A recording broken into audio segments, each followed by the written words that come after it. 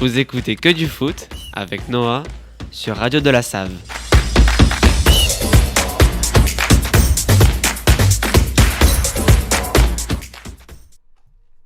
Chères auditrices et auditeurs, je vous souhaite la bienvenue dans votre nouvel épisode de votre chronique hebdomadaire du mardi, Que du foot.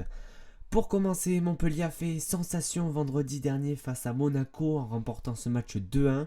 Les joueurs de Jean-Louis Gasset gagnent enfin après 2 mois sans la moindre victoire.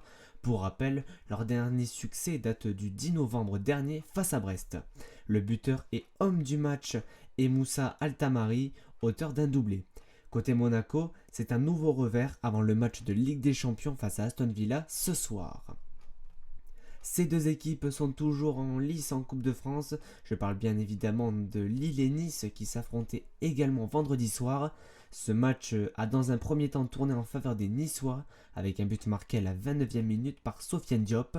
Mais au retour des vestiaires, Akor Arnar Haraldsson a immédiatement égalisé, permettant à Lille de revenir à hauteur de Nice. Mais 15 minutes plus tard, l'international islandais a vu son coéquipier Bafodé Diakité inscrire le but de la victoire à la 68e minute de jeu. 21e match de suite sans défaite pour les Lillois. Les Lensois avaient le souhait de remporter ce match face au Paris Saint-Germain samedi soir. Le match est pourtant bien parti côté Lensois avec un but d'Embala Zola, mais avec le PSG mené n'est pas gagné, car les Parisiens ont égalisé dans un premier temps grâce à Fabien Ruiz à la 59e minute et dans un second temps ont marqué le but de la victoire en la personne de Bradley Barcola. Marseille-Strasbourg était l'affiche de ce dimanche soir. On le rappelle, les Strasbourgeois avaient gagné au match aller 1-0 et ils étaient tout proches de récidiver car à la 23e minute, Emmanuel Emega a marqué pour donner l'avantage aux Strasbourgeois, leur permettant de finir la première période avec un but d'avance, mais plus tard dans la soirée, Mason Greenwood a égalisé. Il marque son 12e but en 18 matchs. Tout de suite, le petit point classement de la Ligue 1 McDonald's.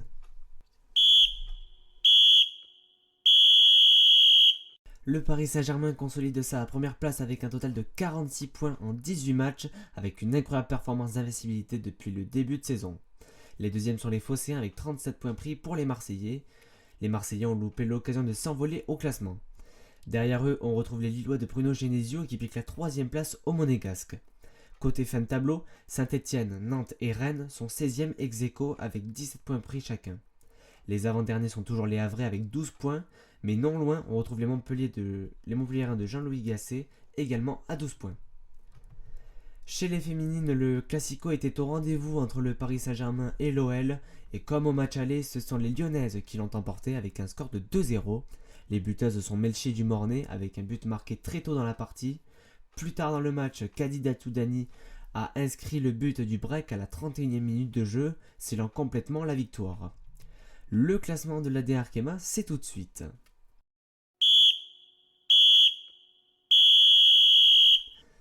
Avec cette victoire face aux Parisiennes, les Lyonnaises prennent le large avec 7 points d'avance sur les deuxièmes, qui sont les Parisiennes du Paris FC.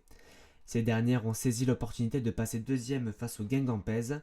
Le podium se termine par le Paris Saint-Germain défait face aux Lyonnaises. La deuxième place est toujours à leur portée. Les dixièmes sont les Havraises qui sont désormais barragistes avec 10 points pris. Le RC Strasbourg est juste derrière avec 7 points, tandis que les Guingampaises sont dernières avec 3 points, seulement une victoire depuis le début de saison. Le point local commence avec la victoire de l'Union Saint-Jean face à Bretenoux 2-1. Les joueurs de l'Union se classent désormais à la 3e place. Tarbes s'est imposé face à Muret sur la plus petite des démarches, leur permettant de se hisser à la 2e place du classement. Pour continuer, Aucamville et Toulouse Métropole se sont imposés tous les deux sur le score de 3-0 face à Rives et Fonsorbes. Pour finir, les joueurs de Balmont ont cédé face à Rodez sur le score de 2-0. Les joueurs de Rodez peuvent désormais croire en une montée en National 3. Les résultats du TFC a commencé par la victoire 2-0 de nos Toulousaines face à Rodez avec des buts marqués par Tatiana Solané et Sonia Roumiga.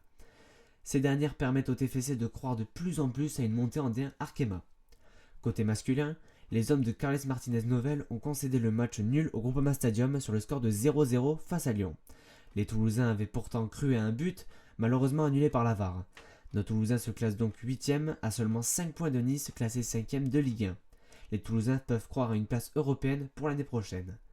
Les hommes de Caris Martinez Novel retrouveront Montpellier le week-end prochain pour essayer de recoller à Lyon. Ce sera à 17h15 dimanche.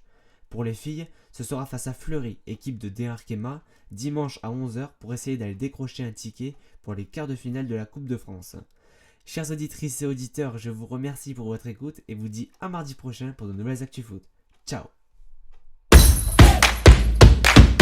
Vous écoutez Que du foot avec Noah sur Radio de la Save.